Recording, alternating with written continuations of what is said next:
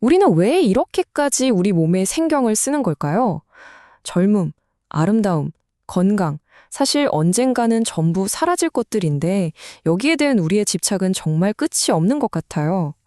오늘 우리가 함께 나눠볼 이야기는요, 바로 이 문제에 대한 아주 오래되고 어쩌면 조금은 충격적일 수 있는 해법에 관한 겁니다. 여러분은 어떠세요? 거울을 볼 때, 문득 시간이 흘러간다는 걸 느낄 때 어떤 마음이 드세요? 이 질문은요, 우리 모두가 살면서 한 번쯤은 마주하게 되는 아주 근본적인 인간의 고민에서부터 시작됩니다. 맞아요. 바로 우리 몸에 대한 집착이죠. 우리는 젊음을 유지하려고, 아름다움을 가꾸려고, 또 건강을 지키려고 정말 엄청난 시간과 에너지를 쏟아붓잖아요. 근데 이 모든 게 영원하지 않다는 걸 알면서도 우리는 그 사실을 애써 외면하려는 것 같아요. 자, 그럼 이 고질적인 문제에 대해서 옛날 사람들은 어떤 해법을 내놓았을까요? 지금부터 소개해드릴 방법은 아주 직설적이고 어쩌면 좀 과격하게 들릴 수도 있어요. 바로 부정관이라는 수행법입니다. 부정관, 이 이름을 한자 그대로 풀어보면요, 깨끗하지 않음을 관찰한다는 뜻이에요. 이게 놀랍게도 부처님이 직접 권장했던 수행법인데 우리가 그토록 아름답다고 여기는 우리 몸의 실체를 있는 그대로 직시해서 불필요한 집착에서 벗어나기 위해 고안된 방법입니다. 이 슬라이드를 한번 보세요. 우리가 추구하는 거랑 현실이 얼마나 다른지 딱 보이죠? 왼쪽에 젊음, 아름다움, 강건함, 이건 우리가 필사적으로 붙잡고 싶어하는 이상향이잖아요.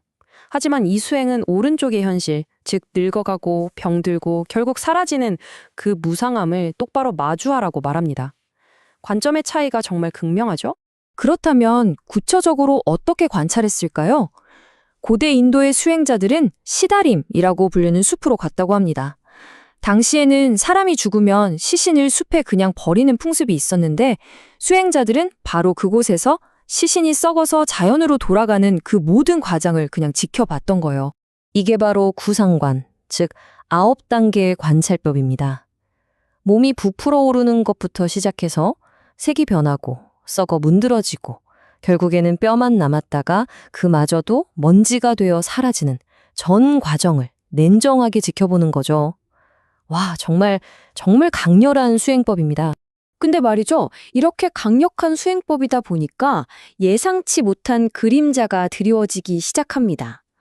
그 효과가 너무나 강력했던 나머지 오히려 비극적인 부작용이 생겨나게 된 거죠.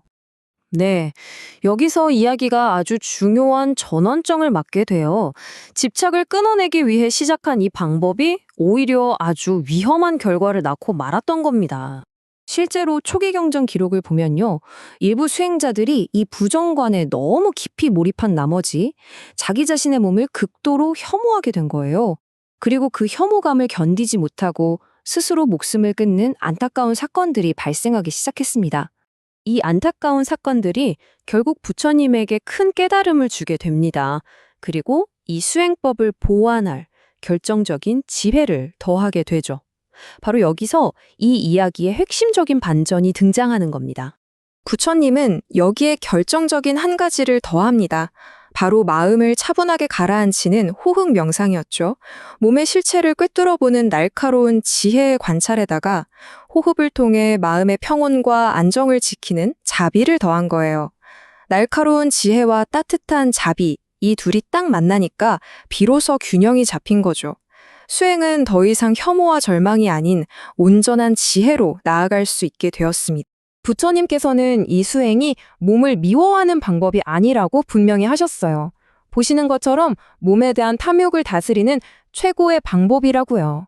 그러니까 핵심은 몸을 미워해라, 이게 아니었던 거예요.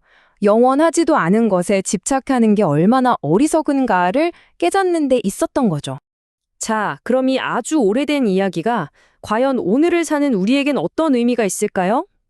이제부터는 이 고대의 지혜를 우리 삶 속으로 한번 가져와 보겠습니다. 물론 지금은 시신이 버려진 숲 같은 건 없죠. 하지만 이 고대의 수행을 실천할 수 있는 곳이 의외로 우리 가까이에 있습니다. 그게 어딜까요? 바로 병원입니다. 이게 정말 놀라우면서도 굉장히 강력한 연결점인데요. 고대 수행자들이 시신을 관찰하던 그 숲의 역할을 오늘날에는 병원, 특히 중환자를 돌보는 병동이 하고 있다는 겁니다. 생각해보면 아픈 사람을 돌보는 일, 그러니까 간병이 살아있는 부정관 수행이나 다름없는 거죠. 우리는 그 과정을 통해서 건강과 젊음이 영원하지 않다는 그 무상함을 배우고요. 우리가 그토록 집착하던 몸의 본 모습을 마주하게 됩니다. 이건 단순한 노동을 넘어서서 아주 깊은 성찰의 기회가 될 수 있는 겁니다. 자, 그럼 이 모든 관찰과 성찰의 최종 목표가 뭘까요? 그건 절대로 우리 몸을 혐오하거나 부정하라는 게 아닙니다. 오히려 정반대예요. 몸의 연약함, 그 고통을 똑바로 마주하면서 나와 다른 사람들의 유한한 삶에 대한 깊은 연민과 자비를 배우게 되는 겁니다. 결국 이 고대의 수행이 우리에게 던지는 질문은 바로 이것일 겁니다. 나 역시 늙고 병들고 결국엔 사라질 존재라는 사실을 온전히 받아들일 때 우리는 지금 이 순간을 어떻게 살아가야 할까요? 아마 그 답은 타인과 또 나 자신을 향한 더 깊은 자비와 이해에 있지 않을까요?